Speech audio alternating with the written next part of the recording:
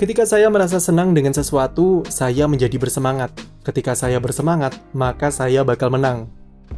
Itu penggalan pepatah dari pidato CEO di tim F1 Aston Martin, Lawrence Stroll. Kalimat yang sekaligus membuktikan betapa ambisius dan percaya dirinya seorang Lawrence Stroll jika timnya akan sukses di masa depan. Dan apa yang ia katakan bukan cuma omong kosong saja, tapi Stroll sangat berusaha untuk mewujudkan impiannya tersebut dengan investasi gila-gilaan yang ia gelontorkan untuk membuat Aston Martin juara. Ambisi Stroll makin terlihat jelas di dalam desain mobil terbaru mereka untuk musim 2023 yang dirilis dini hari tadi.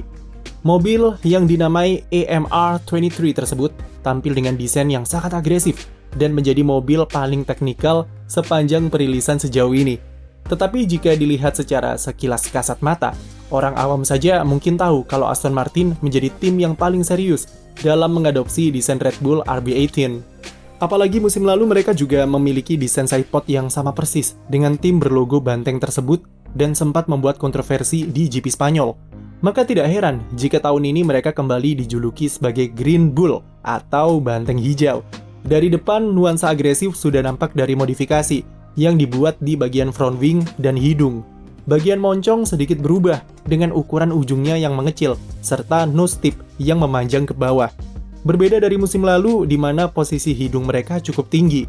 Paling mencolok tentu desain flap front wing di AMR23 yang cukup agresif dengan beban yang cukup besar terdapat di bagian dalam ban depan. Beban tersebut berkurang secara signifikan di bagian dalam dan bagian luar front wing. Desain sayap depan yang agresif ini ada hubungannya dengan susunan geometri di suspensi depan yang juga mengalami perubahan. Elemen wishbone depan terlihat lebih tinggi daripada elemen wishbone belakang, mirip seperti desain di mobil Red Bull. Ini akan mengantarkan aliran angin yang dilontarkan dari desain front wing yang agresif, bukan cuma ke arah sidepod inlet, tapi juga ke bagian atas sidepod yang juga dirombak oleh Aston Martin. Intinya adalah mereka ingin memaksimalkan aliran udara yang bisa ditangkap oleh sidepod barunya. Hanya saja beban besar yang diberikan di sisi luar flap sayap depan ini beresiko mengacaukan aliran udara yang akan mengarah ke bawah mobil dan mengakibatkan tidak konsistennya airflow yang mengalir di sana. Beralih dari bagian depan, saatnya kita membahas sisi tengah mobil. Meskipun sekilas mata sangat mirip dengan Red Bull, tapi ada beberapa modifikasi yang dibuat Aston Martin. Pertama, lubang sidepod inlet mereka hampir sama, seperti mobil musim lalu. Hanya saja mereka merubahnya menjadi lebih lebar, walau tidak selebar Ferrari. Kedua, di bagian leading edge floor, yang ada sedikit perbedaan di titik sambungan antara bagian bawah dengan puncaknya. Jika kalian melihat semacam benjolan di area floor bagian depan, maka itu adalah side impact structure sebagai salah satu fitur keamanan di mobil F1. Lalu ketiga, dan ini sepertinya adalah yang paling krusial, yaitu ada di bagian atas sidepod, di mana di mobil AMR23 terdapat cekungan yang terinspirasi dari desain Ferrari secara konsep. Tetapi dalam penerapannya, Aston Martin meniru desain Alpine musim lalu. Desain itu akan mengarahkan aliran angin yang dilontarkan dari front wing dan suspensi depan tadi menuju ke area cock battle dan diffuser untuk memperkuat downforce. Selain hal-hal tersebut, semuanya sama dengan Red Bull RB18, mulai dari desain undercut, engine cover, dan grill radiator exit. Semua desain sidepod Aston Martin terbaru ini punya tujuan yang sama, yaitu menyeimbangkan distribusi downforce supaya bisa menghasilkan konsistensi performa di tikungan.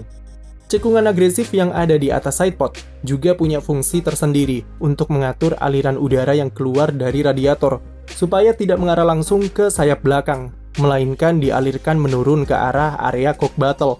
Itu akan meningkatkan efisiensi aerodinamika dan mencegah terganggunya airflow di area sidepod.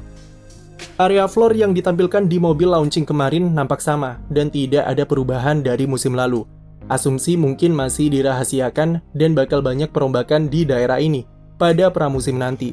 Modifikasi lainnya ada di model airbox di roll hub yang lebih besar dengan struktur segitiganya yang terlihat sampai bawah. Selain itu, ada juga winglet di komponen halo untuk menghasilkan pusaran angin. Secara keseluruhan, Aston Martin terbaru ini selain agresif, tapi juga menunjukkan jika Red Bull sekali lagi menjadi trend center untuk desain mobil F1 di era ground effect. Bisa dimaklumi karena selain terbukti tampil dominan musim lalu, tapi konsep aerodinamikanya cukup jelas arahnya kemana, dan apa dampak yang ditimbulkan dalam hal perilaku mobil.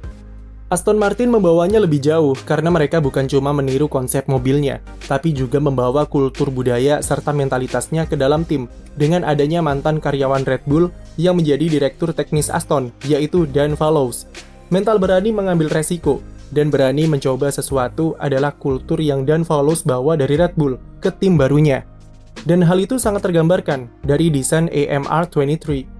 Musim lalu, Aston Martin memang cuma bisa finish di posisi ke-7 konstruktor, dan bisa dibilang cukup mengecewakan dengan performa keteterannya di awal musim. Tapi itu disebabkan oleh Aston Martin yang hanya mengeluarkan update besar di Catalunya dan Silverstone saja.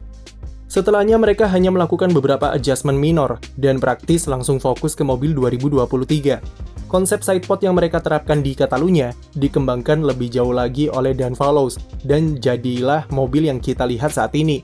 Dengan orang-orang berbakat di balik layar tim, serta kehadiran Fernando Alonso yang ambisinya sama kuat dengan Lawrence Stroll, tentu paling tidak Aston Martin bisa finish di 5 besar.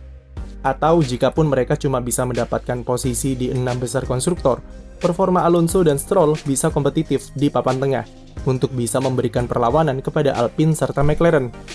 Sekian video dari kami, jangan lupa beri like dan subscribe untuk konten F1 lainnya.